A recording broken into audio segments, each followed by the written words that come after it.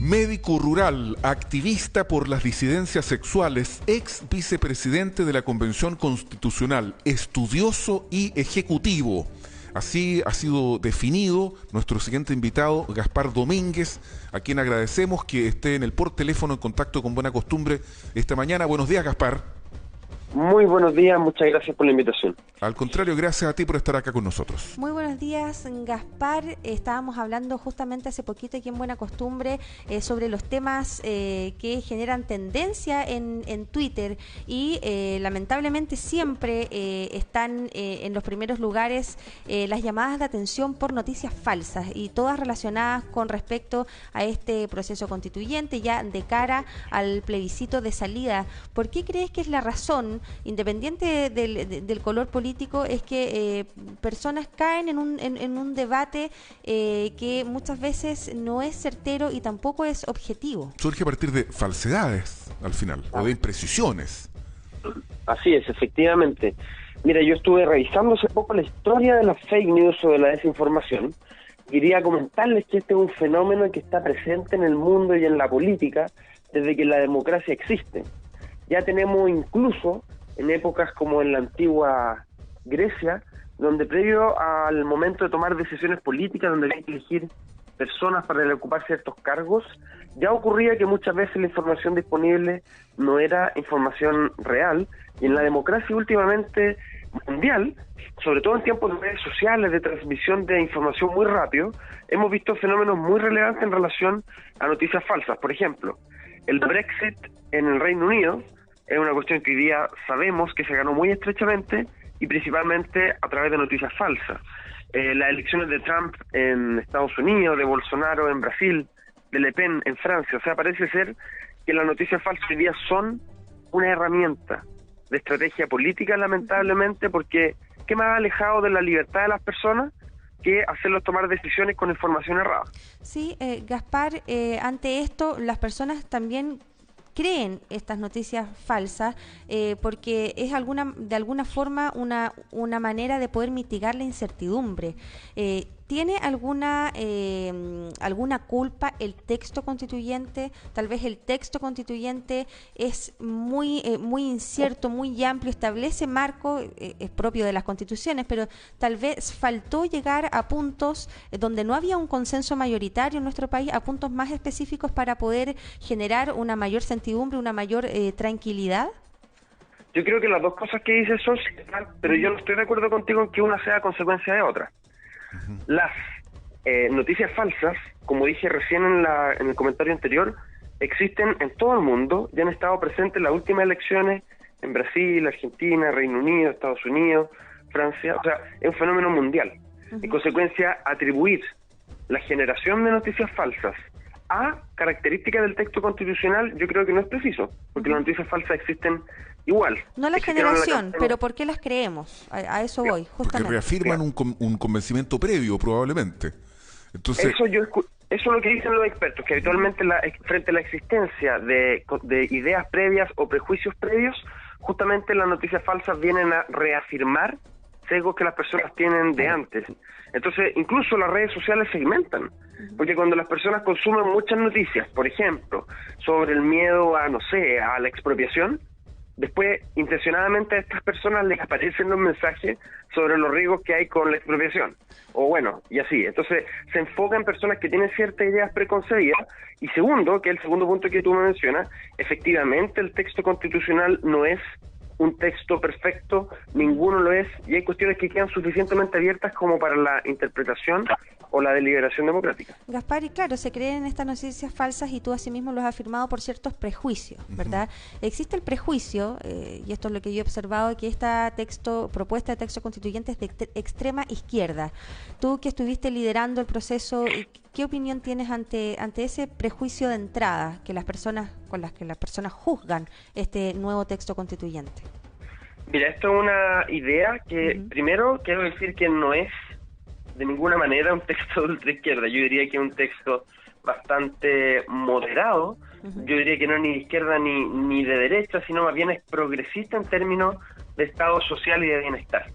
Yo hago la invitación a buscar, por ejemplo, el artículo de salud, de educación, de vivienda, de la propuesta de nueva constitución, y compararlo con el artículo de salud, de vivienda, de educación, de las constituciones de Portugal, Italia, Brasil, España, y se van a dar cuenta que hay bastantes similitudes, o los conceptos presentes son equivalentes. Lo que sí estoy seguro es que si nosotros revisamos los discursos de inicio de muchos convencionales, antes de que tuviéramos redactada la primera norma, Sí.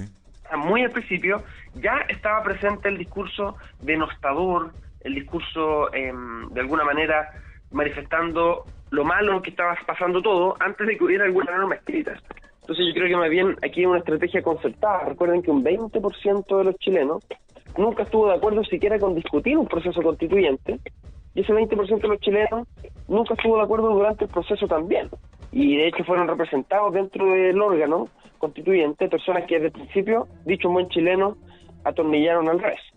Sí, Gaspar, pero también hay ciertos personeros, por ejemplo, Elisa Loncón fue presidenta de la mesa de la Convención Constituyente, y hubo unos dichos también muy polémicos de ella en este curso de la Universidad de Chile, que es para educar a las personas, para poder que estas personas logren comprender el texto constituyente, que si bien es una tarea compleja, ¿verdad?, que probablemente mucha parte de la ciudadanía no va a poder cumplir de aquí al 4 de septiembre. Ella ha señalado que va a haber una suerte de justicia social en cuanto a las 10 personas que concentran la mayor parte de la riqueza. Yo no sé si te enteraste de esa intervención que tuvo la expresidenta de la Mesa Constituyente, Elisa Loncón, en este curso de la Universidad de Chile.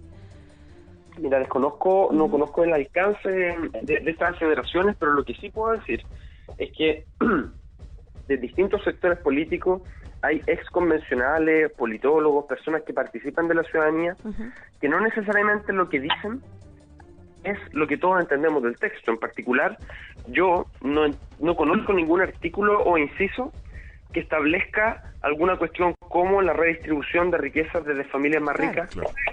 O sea, yo al menos no. Ahora uno pudiera decir que es un texto que promueve la justicia social y quizás la redistribución, quizás uno pudiera más bien desde ese sentido, más que familias particulares, pero bueno, será materia de discusión y de deliberación democrática, que es lo que entendemos del texto. Estamos hablando con Gaspar Domínguez, ex vicepresidente de la Convención Constitucional. No tenemos tantas cosas que preguntar y el tiempo es tan escaso. Un asunto que nos gustaría aprovechar de aclarar por tu condición de médico. El otro día conversaba con un pariente médico reputado de la Universidad Católica y me decía, la convención no le va a hacer bien al sistema de salud con esto de ¿cómo se llama?, del Sistema Nacional de Salud. Todas las personas van a tener que atenderse en el sistema público, que ya está colapsado. ¿Qué pasa con el Sistema Nacional de Salud? ¿En qué consiste esta propuesta del texto constitucional, Gaspar Domínguez? Sí, bueno, primero decirle al colega de la Universidad Católica que en la Escuela de Salud Pública y la Facultad de Medicina de la Universidad Católica hicieron una recomendación que va más o menos en línea con lo que la Convención ha propuesto. Le vamos a enviar el documento del año 2021. Mira, básicamente lo que esperamos es que, por cierto, que esto es un mapa general, porque las leyes serán a través de los distintos gobiernos las que irán materializando. Por ejemplo, las políticas en salud de Lagos, Frey, Bachelet, Elwin, Piñera, han sido todas con la misma Constitución. Entonces, de alguna manera quiero decir que esta nueva Constitución será un marco general, pero los distintos gobiernos establecerán las condiciones. Ahora, en términos generales, ¿cuál es la idea que está detrás de un Sistema Nacional de Salud universal? ¿Se acuerdan ustedes en la pandemia que cuando alguien necesitaba un ventilador, se le daba un ventilador y una cama crítica? Sí, sí. ¿Te imaginas tú hubieran dicho, no, usted es FONASA, tiene que esperar, mientras que en las clínicas le vamos a dar a la gente con ISAPRE? No, pues, no es presentable. Y es por eso que el que necesitaba algo, lo tenía. Y justamente lo que buscamos, la idea detrás de la conformación de un Sistema Nacional de Salud, que el artículo 44 es explícito. Dice que el Sistema Nacional de Salud podrá contar con prestadores públicos y privados. La idea es generar una red integrada que permita que la gente que se atiende en la parte privada no sea solo la gente que puede pagar, sino más bien la gente que lo necesita, y que el Estado deba incorporar o integrar a los prestadores privados para poder dar estas prestaciones a las personas que lo necesitan. Mira, yo como médico hoy día me pasa muchas veces. Yo puedo tener 2 personas que están esperando hora para un escáner, y finalmente el que se lo hace antes es el que tiene la capacidad de pagarlo y hacérselo en la parte privada. Es que eso no puede ser. Y muchas veces el que se lo hace en la parte privada y lo puede pagar es el que menos lo necesita, porque habitualmente la señora de más edad, menos recursos, que tiene un problema más grave, es la que no tiene plata.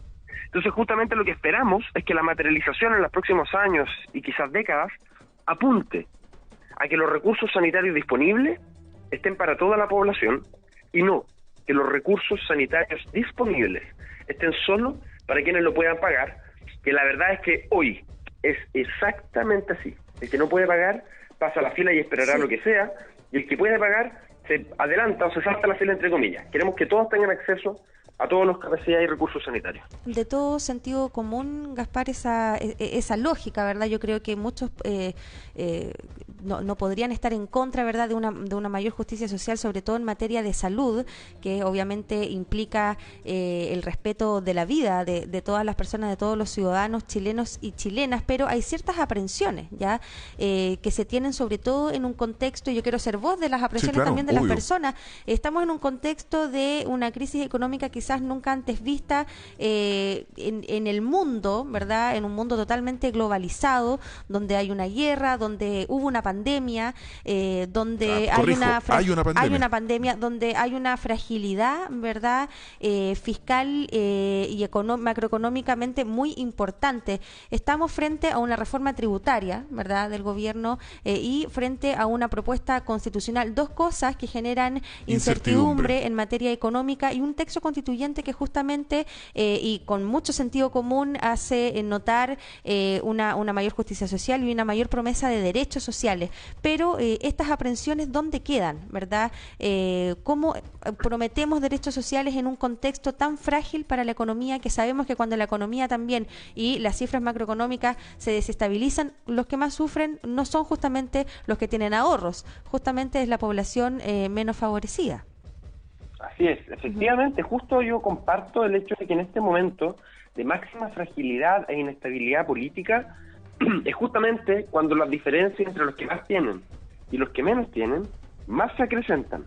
Y en ese sentido yo suscribo contigo que justamente en estos momentos cuando con mayor razón necesitamos un sistema que permita, un sistema de salud digo, que permita que las personas puedan acceder a las prestaciones independientes de la cantidad de plata que tengan en el bolsillo. Ahora, alguien me dirá, bueno, ¿y de dónde se va a sacar plata? Que es una pregunta que me hace la gente en la calle.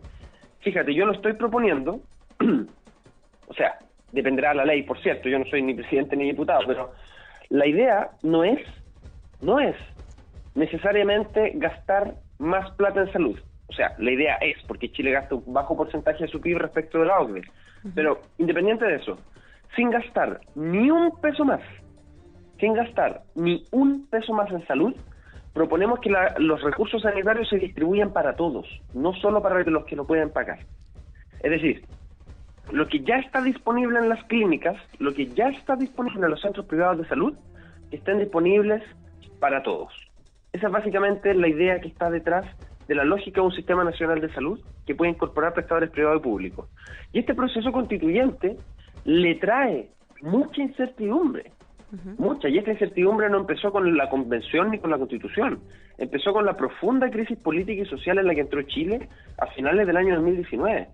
Y hoy día este proceso constituyente busca poder encauzar parte de esta crisis en un proceso institucional, y yo personalmente, de acuerdo con William Foster de Moody's, ¿cierto?, que este estudio de riesgo financiero, yo creo que el apruebo nos trae más certezas que el eventual rechazo, que genera mucha más incertidumbre por no saber qué es lo que se vendrá después del rechazo. En cambio, el apruebo, con todos los problemas o cosas que uno pudiera no estar de acuerdo, es una situación que da más certezas y que establece un camino y una ruta a seguir. Para terminar, Gaspar Domínguez, y en esa misma línea de análisis que estás haciendo tú, uno ha visto, uno lee que se ha instalado en general en alguna prensa esta idea de que el texto es lo que es, incluso por algunos voceros quizás no tan comprometidos por el apruebo, es decir, bueno, hay que votar apruebo, después mejoramos el texto. Entonces, uno tiene la impresión de que se está instalando esta idea poco a poco, como una gota que cae en el suelo, que va agrandando el orificio, de que este es un mal trabajo. ¿Qué es lo que sientes tú como vicepresidente de la Convención cuando esta idea comienza a instalarse? bueno, aprobemos para reformar. Yo creo que la gente lo que quiere es estabilidad y no se imagina viviendo un nuevo proceso constituyente. ¿Cuál es la reflexión que haces respecto de este juicio que yo estoy haciendo?